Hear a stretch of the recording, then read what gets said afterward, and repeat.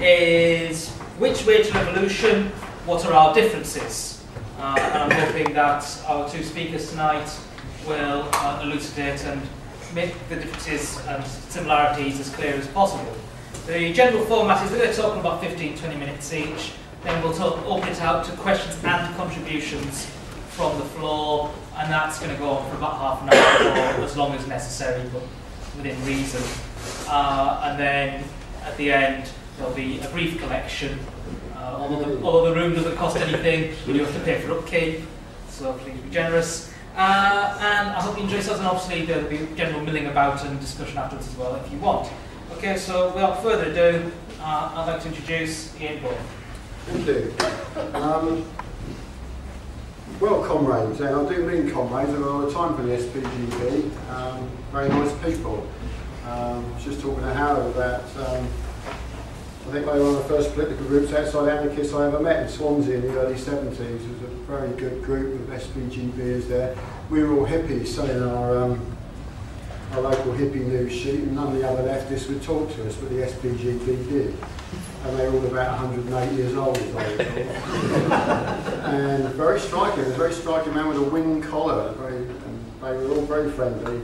And it was totally incongruous to us sort of long-haired hippies who were talking to these very SPGBers. But we always had a chat. They were selling the Socialist stand. I've also got a lot of time for people who sell papers on the streets, having spent about 40 years doing it. So it's nice to see people out flogging the paper. But it's more than that. I think the SPG, most of the people I've met in the Socialist Party of Great Britain have been the kind of people who could actually live in a socialist society. There's not many people on the left, I think I can say that about. Most of the left are pretty horrible people. Who might be campaigning for socialism, but you knew they'd never lift a fucking finger once they arrived. Whereas I think the SPG would actually get stuck in and do the document. I think they genuinely want socialism and would be nice people who would, you know, do their bit. I got a rating of left groups. It's a nice honour to. Yes, the Socialist Workers' Party are the worst, the most sectarian, horrible, plotting, scheming. And militant, or the other social, whatever it's called these days, variant of the Socialist Party. Generally all nice, all solid working class people, not sort of like the SWP, very pretty decent people. And I think the Socialist Party of Great Britain on the end is a nice honour to. So that's enough of compliments, comrades. Stick the boot in. I think we share a lot of things in common. Politically, ideologically, we believe in mass work with last movement to change society. We don't believe in vanguards, we don't believe in revolutionary parties. We don't believe a small minority can bounce or kick people into a revolution. It has to be something which people want, the mass of people have to want to carry through, be aware of what socialism is, want it, campaign for it, not achieve it in a sort of coup d'etat or vanguard party seizing power as a small minority. The genuine movement of the people, by the people, for the people, and I think we share that in common. I mean, if I'm speaking on behalf of class war, which maybe I am tonight, class war aren't really traditional anarchists to some extent. So some of the arguments you've probably got, well, I'm sure you're well versed to argue with anarchists over the years. Some of the arguments may not wash so much. Class war is it's not a cohesive group like the Socialist Party of Great Britain is. We're all very ideologically homogenous and we all sing from the same song sheet. And anyone who doesn't is ruthlessly expelled. Class war was much more of a ragbag of people who call themselves many different names. Certainly some anarchists, and a whole lot of other names. Some people call themselves council communists, some call themselves workers councilists, some left communists, some autonomists, some situationists, libertarian Marxists, libertarian socialists. So that's one of the good things about class war, I think. We didn't insist on a party, well, we don't, and we didn't in its heyday in the 80s, insist on a party line, and there was widespread difference of opinion was tolerated and welcomed, and there was a lot of genuine debate, and no one was ever expelled for forming a faction within the class war. They expelled for lots of other reasons, but forming a faction wasn't one of them. Now, my worries about you, comrades, are as follows. Oh, sorry, there's one other thing we share in common, and that is a history of failure. We've both failed. Class war has failed to overthrow society from the out today and institute libertarian socialism, and you've failed because you haven't achieved your goals either. However, your failure is greater than ours because you've been going longer.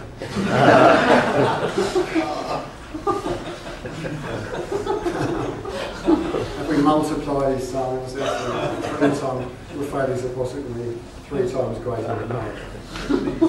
However, I'm concerned about you, comrades. I don't think your lives are exciting enough. You've only got one goal, which is the achievement of socialism. And it's like an orgasm you're waiting to achieve, but it's taken a bloody long time to come. And that's not good for your health, comrades. Now, because you reject anything else as reformism, you don't indulge in any sort of foreplay prior to orgasm, but we do. So we get some fun from foreplay by doing things like poll tax riot. We consider the poll tax riot one of our fine achievements we took part in, not just us obviously. We do other things. We've attacked the rich and kicked their hampers into the River Thames at Henley. We've been nasty to rich people very often. And we've done loads of other things along which has brought us a lot of pleasure. But I fear that you lot don't get any pleasure because you reject all these things on the way, and I feel you're going to get pent up and become bitter and twisted because you're never going to get there. I think that one of the reasons for that is that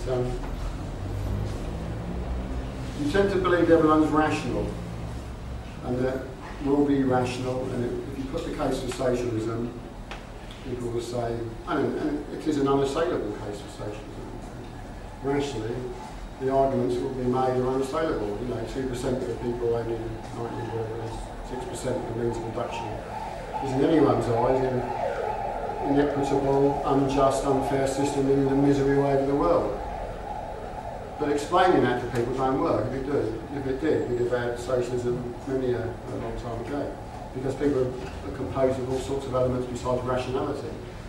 Emotions, irrationality, all sorts of things go on in their lives. And I fear, because of your revolutionary purity, you never would appeal to real people with real emotions and other desires, which make up their personalities and their attitudes to politics as much as the rationality thing does.